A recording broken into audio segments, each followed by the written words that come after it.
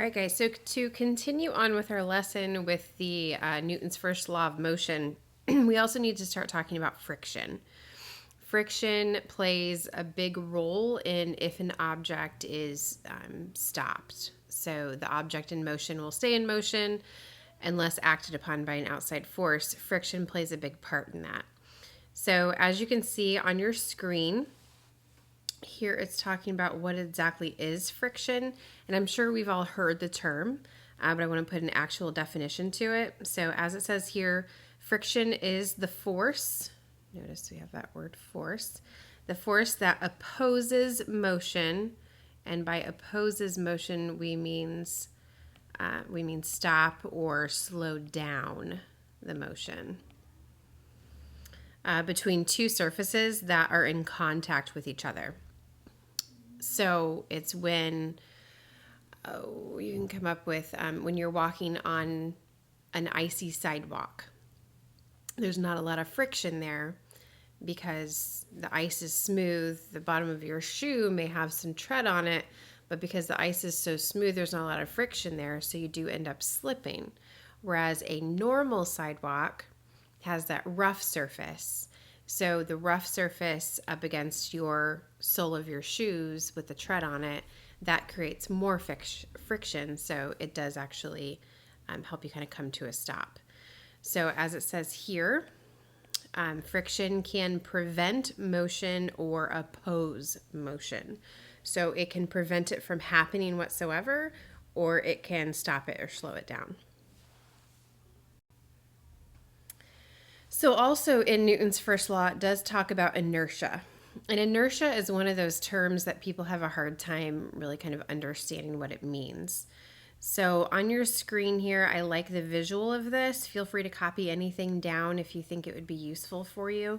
Over here on the left, this is going to be your actual definition of what inertia is. So it's the tendency of an object to resist a change in motion. Okay, so it's how much it doesn't want to either stop from what it's doing or start doing something else. So if something's at rest, it could have inertia that's going to resist it from actually going into motion.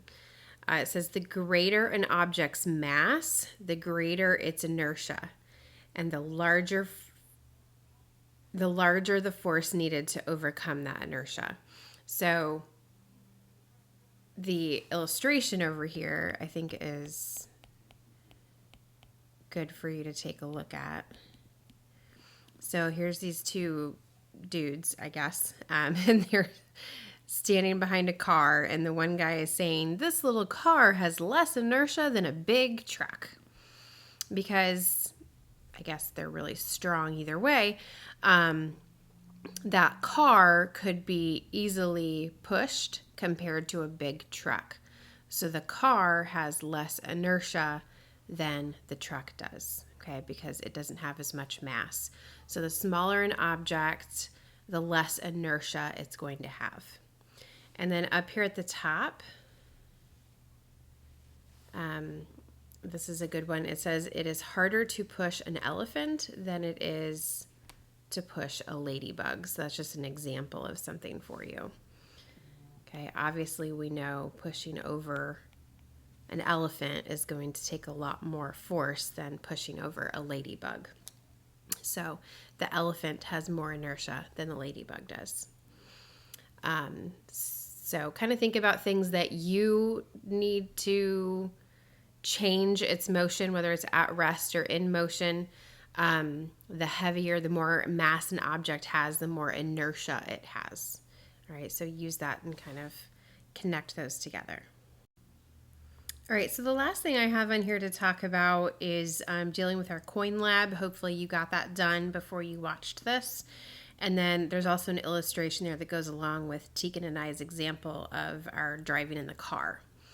So let's start with Newton's first law of motion with the coin drop. So here they show you the example, the coin sitting on top of the cup, the index card there, and then the cup underneath. So it says, what is the relationship between inertia and mass?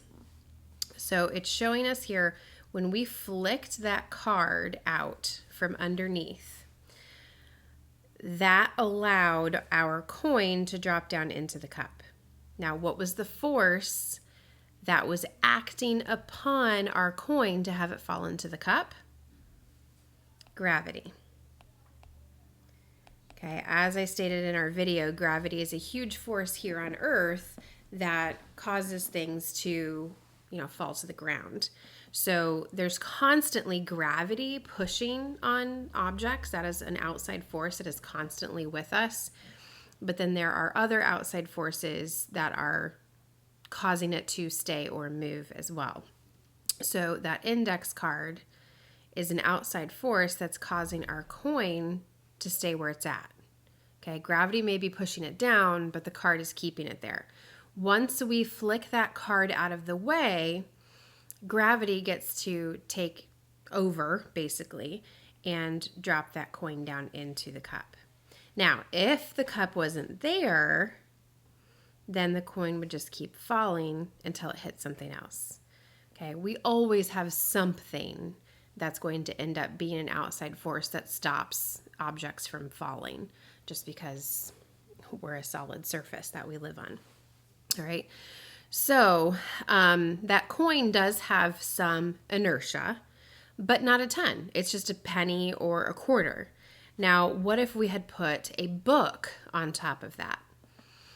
If we had a book on top of that cup and we were trying to get it to fall in, maybe we use a different example. Maybe we have a book sitting over a bucket, okay, a big bucket.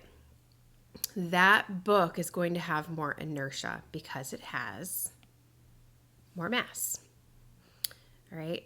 And then also in relationship to our coins, the more coins we stacked on top of that, the more mass we had, therefore the more inertia that was needed, or it had more inertia that we had to flick that card out from underneath. So hopefully you guys got to stack those coins up pretty high. I have found that if you use a heavier type, thicker paper, that definitely works, not just a regular piece of paper. So hopefully you guys had fun with that little experiment. The last thing on here is that example of our seatbelt. So remember, the seatbelt is what is being used to stop our motion. Because when we're traveling in a car, we are traveling just as fast as that car is traveling. But when it has an outside force, such as that brick wall that Silly Old Me ran into, that stops the car but doesn't stop us. So we have to use those seat belts in order to help us get us stopped, so that we don't get injured or things like that. All right, hopefully this all made sense to you guys. If you have any questions, please post below. Let me know. I will be happy to help you out. And have a great day.